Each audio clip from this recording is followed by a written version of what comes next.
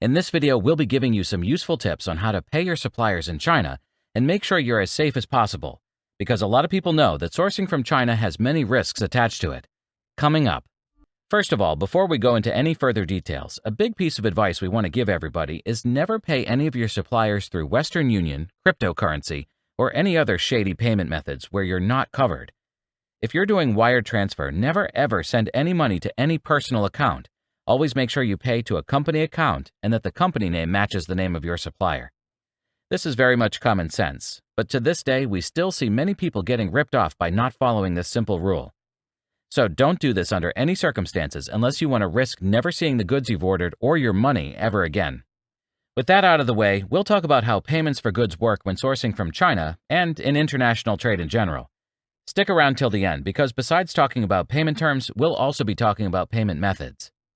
Wherever you are, China might be half a world away from you, so obviously you're sourcing goods from China in bulk and wholesale volumes. This means that in most cases, you're not buying items that your supplier physically has in stock, especially if you're ordering customized products.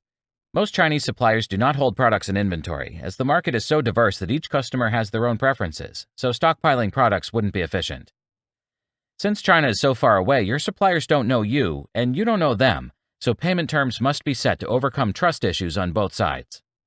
So because you're not buying products that are already in stock, your supplier might ask you to pay a deposit to cover at least part of the material cost. This is very normal, because if you change your mind and decide to bail out, they'd be stuck with a bunch of products that would probably be very hard for them to sell on their own, because they're personalized with your logo or are designed for a very specific purpose. To start manufacturing, usually most Chinese suppliers will ask for an upfront deposit of 30%, which is fair. Sometimes they may ask for a higher deposit, and in this case, try to negotiate your deposit as low as possible to minimize your risks. A higher deposit for highly customized or unsellable products is understandable in some cases.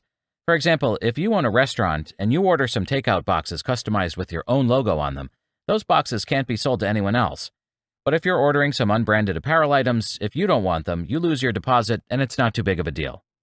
However, if the deposit your supplier asks for seems unreasonably high, beware, you may be dealing with a dodgy supplier. After production is finished, you're expected to pay the remaining balance of 70% or whatever you've agreed upon before the products are shipped. We know what you'll say. Well, how do I know I won't get swindled if I have to pay before even receiving the stuff? To ensure you get what you paid for, always send a third party on site to check the conformity of your products. This could be either a quality control company, a sourcing agent, or even one of your friends in China if you have any, as long as they have some business insight. All big corporations relying on Chinese products or materials in their supply chain have a purchasing office in China. For many smaller companies, this could cost more than it's worth. As an alternative, having a long-term partnership with a purchasing agent is one of the best things you can do to have a healthy supply chain. A sourcing agent is like an extension of your company in China, representing your interests there. When it comes to payment methods, the most commonly used is bank transfer, aka telegraphic transfer. When bigger sums of money are involved, in order to protect both the buyer's and seller's interests, a letter of credit, or LC, can be used. A letter of credit is issued by the buyer's bank to guarantee to the supplier that if certain conditions are met, like for example the goods reaching a certain port, the payment will be released. However, many Chinese suppliers aren't sophisticated enough to handle payments by LC, so you'll see that almost all of them won't accept this payment method. Suppliers also get charged higher processing fees by their bank for LCs, so for small orders, the processing time and fees aren't worth the hassle. If you're buying smaller quantities of products from Alibaba, make sure you pay through Alibaba's trade assurance. In case of any delays or conformity issues, Alibaba will mediate between you and the supplier and may even give you a refund. For more significant quantities, as always, we still recommend to send a third party to inspect your goods before paying, as filing a complaint with Alibaba can be a lengthy and complicated process, and you're not guaranteed 100% to get your money back. Remember, you are not Alibaba's customer, the seller is, so there's more incentive for them to be on the seller's side than yours. Take a look at our video about how Alibaba makes their money to find out more. To be covered by trade assurance, you need to make sure you've communicated all the details of the order with the supplier through Alibaba's platform, either through messages on Alibaba or their Trade Manager app. Otherwise, you are not covered by Alibaba.